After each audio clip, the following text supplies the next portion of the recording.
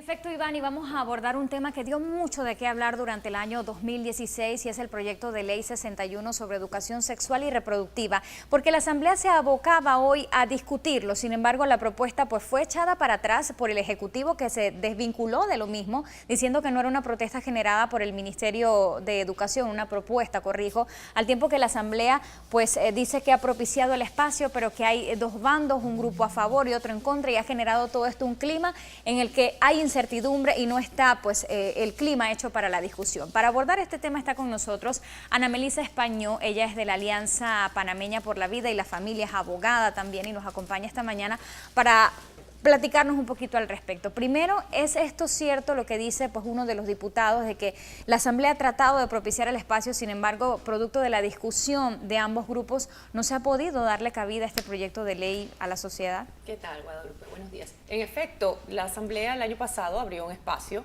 para que todos los grupos interesados en la temática pudieran dar sus aportes en esta materia. Sin embargo, sí nos causa un poco de molestia el hecho de que se deje entredicho de que la culpa de que esta discusión o que esta ley no pase o pase es por la posición encontrada de dos grupos o dos bandos. Yo creo que eso no aporta nada a la temática. Hay que hacer docencia. Hay que explicarle a la ciudadanía de que existe la legislación pertinente que obliga al Ministerio de Educación a velar porque se dé educación sexual a los menores de edad, a los chicos en los colegios. Es decir, tenemos la legislación pertinente para la materia, pero no se ha hecho una divulgación correcta a la ciudadanía y eso ha causado que esta temática no se discuta de una forma correcta. Es por ello que nos ponemos a pensar cuál era el objetivo, cuál es el objetivo del proyecto de ley 61. Nuestros aportes fueron muy puntuales en el sentido que se eliminara todo tipo de educación obligatoria en educación integral en la sexualidad que abarcaba los temas de derechos sexuales y reproductivos en los menores de edad. A ver, eso es que tu hijo o tu hija pueda ir al centro de salud, pueda atenderse, se le pueda distribuir anticonceptivos y que el padre de familia no tenga conocimiento de ello. Es lo que ustedes creen que está detrás de la propuesta, pero correcto. Yo le pregunto, ayer incluso se hacía referencia en este comunicado que se gira en el que ya está normado por ley que a los estudiantes de colegios públicos o particulares se les debe dar educación sexual y reproductiva. Entonces, si esto ya está normado, ¿cuál es la necesidad de crear una nueva ley para lo mismo? Tenemos más de 8 años preguntándonos esa misma interrogante, es decir, ¿qué necesidad hay de este proyecto de ley? ¿Qué busca este proyecto de ley 61 si ya la legislación la tenemos? Por eso nuestro llamado de atención era específicamente a esos programas obligatorios en ideología de género, el cual sí rechazamos rotundamente. Es un peligro para la sociedad estar haciendo experimentos sociales a nuestros niños que no tienen nada que ver, o sea, su pretexto de una educación sexual quieren implementar una ideología que nada sirve a nuestros hijos. Entonces, la necesidad del proyecto de ley 61, ¿en qué se basa? Si nuestra legislación ya lo contempla. Es por esto que hacemos un llamado de atención a la Asamblea Nacional a fin de que recojan la legislación actual, entiendan que nuestro Código de la Familia, la Ley 4 de 1999, la Ley 82 de 2013, que ya existe una Ley 29 de 2002 sobre menores embarazadas que fue totalmente modificada, ampliada, mejorada, para que a las niñas que han quedado embarazadas y a los menores que también embarazan se les dé educación, se les dé formación. Es decir, hay mucho material.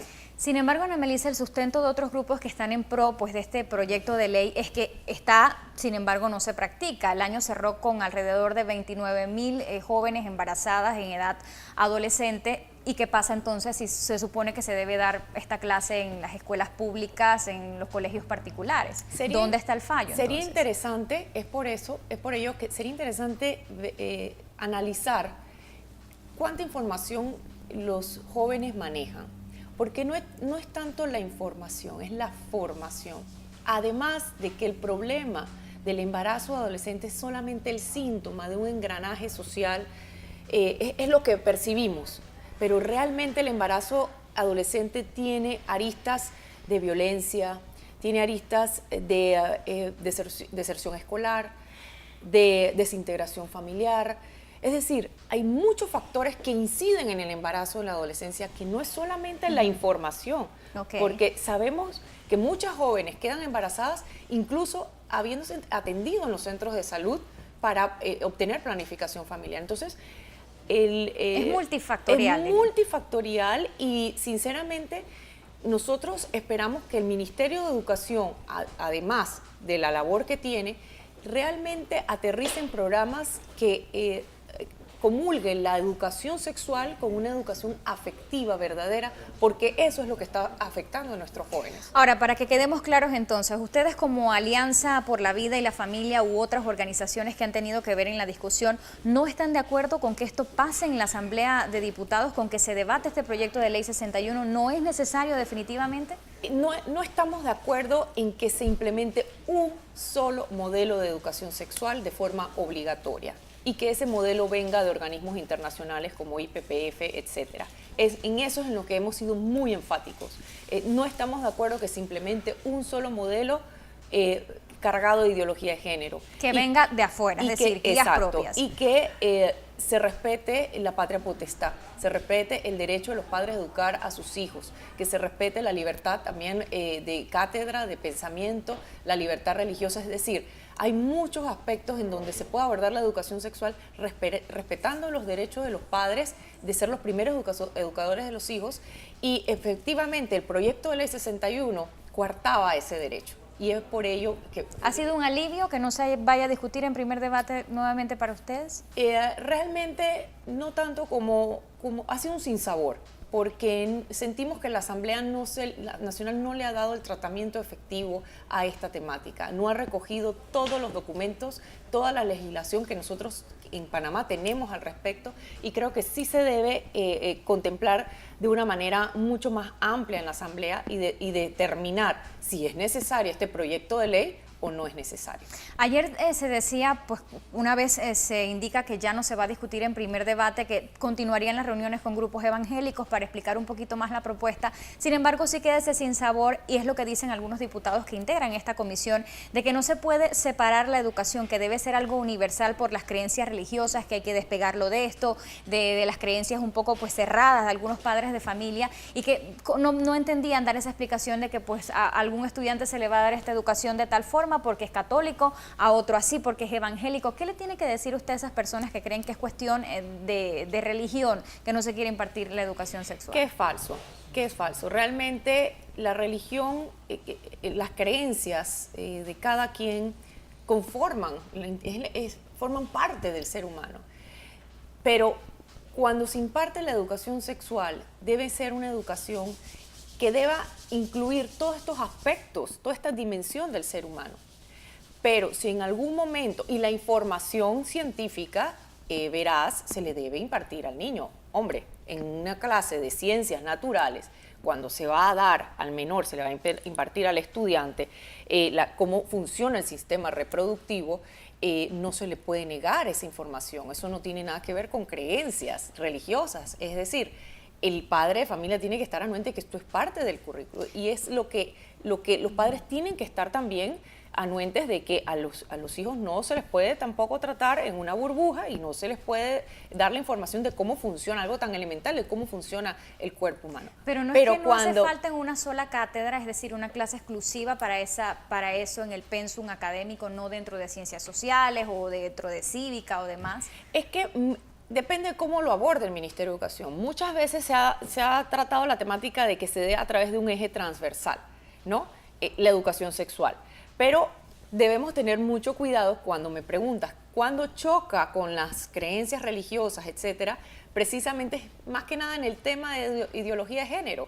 Cuando los padres de familia dicen, hombre, pero yo estoy de acuerdo que se le dé educación sexual a mis hijos, yo estoy de acuerdo que se le dé información, yo estoy de acuerdo de que entiendan toda la temática sobre cómo funciona el cuerpo, pero cuando ya se meten en el área de la ideología de género, el padre de familia, pero es que yo no quiero que se le enseñe eso. Entonces es ahí donde el Ministerio de Educación debe entender de que sí se debe respetar el derecho de los padres de ser los primeros educadores de los hijos. Y es por eso que recomendamos que esa materia, esa temática de ideología de género, pues no se aborden los textos escolares. ¿Qué hay de las guías del Meduca? Finalmente pues se dijo que Meduca iba a trabajar de manera muy independiente con unas guías para que se pudiera abordar de manera más amplia. ¿En qué ha quedado esto? Tengo entendido, según el comunicado del Ministerio de Educación, que hay una comisión multisectorial, incluso está el MIDES, INAMU, el Instituto Conmemorativo de Gorgas y otras instituciones que están planteando una estrategia de cómo impartir la materia de la educación sexual.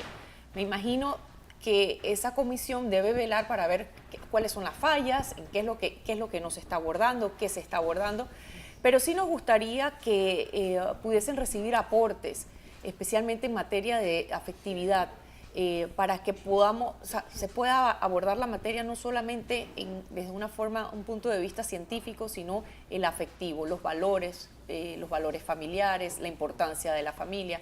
Ese tema es sumamente importante en la educación sexual. Para finalizar y en conclusión, Ana Melisa, este proyecto viene discutiéndose con diferentes nombres, por lo menos desde el periodo presidencial de Martín Torrijos, cuando Rosario Turner era ministra de Salud. ¿Es o no necesaria una ley que aborde este tema? Ya para finalizar, ¿qué es lo que piensa Desde mi punto de vista, no lo es. No es necesario un proyecto de ley porque ya tenemos la legislación pertinente en la materia. Concluimos entonces aplicar lo que se ha dicho en el Código de la Familia, ley de femicidio. Voluntad política del Ejecutivo de implementar un programa de educación sexual que sí aborde la familia, aborde los valores, aborde la información científica y veraz para nuestros estudiantes. Ana Melisa Españo, ella es abogada, también miembro de la Alianza por la Vida y la Familia, acompañándonos esta mañana para hablar un poquito de este polémico proyecto de ley 61 sobre salud sexual y reproductiva. Con esto...